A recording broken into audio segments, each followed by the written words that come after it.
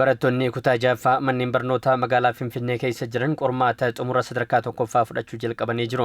Hoogganaan biiroo barnootaa magaalaa Finfinnee Dr. Zalaalam Mul'atuu mana barnootaa sadarkaa tokkoffaa Minilik lammaffaatti argamuudhaan qormaaticha ifatti jalqabsiisanii jiru.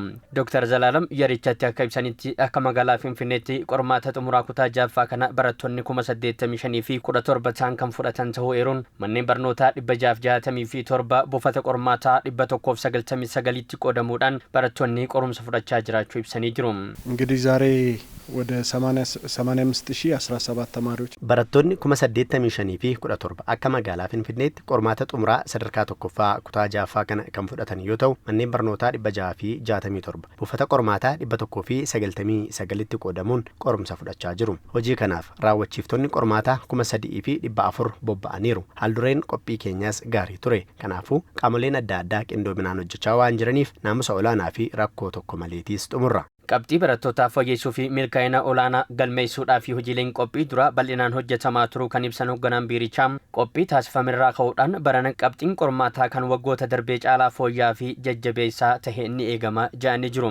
ከተማ አስተዳደሩ ሁላችሁም እንደምታውቁት የትምህርት ስርዓቱን ለማዘመን በደረግነው ጥረት bulchiinsi magaalatti sirna barnootaa ammayyeessuu fi qabxii barattootaa fooyyessuuf hojii bal'aan hojjetamaa tureera. Keessumaa cabiinsa damee barnootaa gadi bu'uu qabxii barattootaa qormaata kutaa 12ffaatiin sirriitti mul'ate sirreessuuf kutaa gad aanurraa jalqabee hojii bu'a qabeessa hojjetameen bu'aa abdachiisaan dhufaa jira. Kanaanis meeshaalee deeggarsa barnootaa hunda bifa gahaan dhiyeessuu hanga yuunifoormii fi nyaataas dhiyeessuutti cichoominaan hojjetameera. Dhaloota naamusaa fi boruu itti gaafatamummaa biyyattii fudhachuu danda'u horachuuf kutannoo guddaan hojjechaa jirra. Qindeessitoonni buufata qormaataa manneen barnootaa sadarkaa tokkoffaa Daagmaawii Minilikii fi Atsee Faasil obbo Fiqaaduu haa ta'uutii fi Seeyfee Silashii adeemsa kenniinsa qormaataa milkaa'een qormaaticha xumuruudhaa fi qaamolee adda addaa waliin hojjetamaa jiraachuu wal duraa duubaan dubbatanii jiru.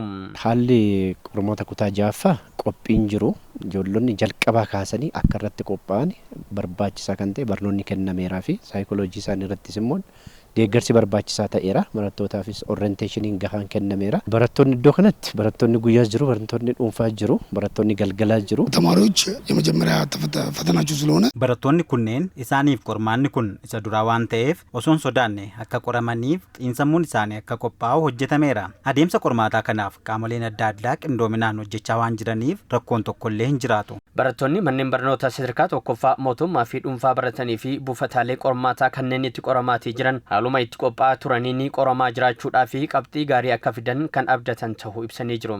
ፈተናው ያው ከባድ ነው ብዬ ነበር ያሰብኩት። qormaan inni cima jedhee yaadeen ture garuu sirriitti waan inni itti qophaa'eef naaf salphateera. qabxii bareedaa fideen gara kutaa torbaffaatti darba jedhee nabdadda. በራሴ ያደረኩት ቅድመ ዝግጅት በእቅድ ሳጠና ነበረ። qophiin duraan gochaa ture karooraanan qo'achaa ture. maatiin koos akkan jabaadhee qo'adhu haalaan na gargaaraa turani. barsiisonni kiyyas sirriitti nu qopheessaa turani. qormaanni kun natti hin ulfaanne qabxii bareedaa nan galmeessaa jedheen abdii qaba. Qormaanni kutaa jaffaa kennamu eegale kuni rakkoo tokko malee akka xumuramuu fi qaamoleen garaagaraa qindoominaan hojjechaa jiraachuu fi qormaanni kutaa jaffaa kuni guyyoota walitti aanan sadiif kan kennamu yoo ta'u qormaanni kutaa 8ffaa immoo waxabajjii 11 bara 2018 kamisa dhufu kan jalqabamu ta'uu odeeffannoon biiroo barnootaa magaalaa Finfinneerraa arganne ni ifoomsa.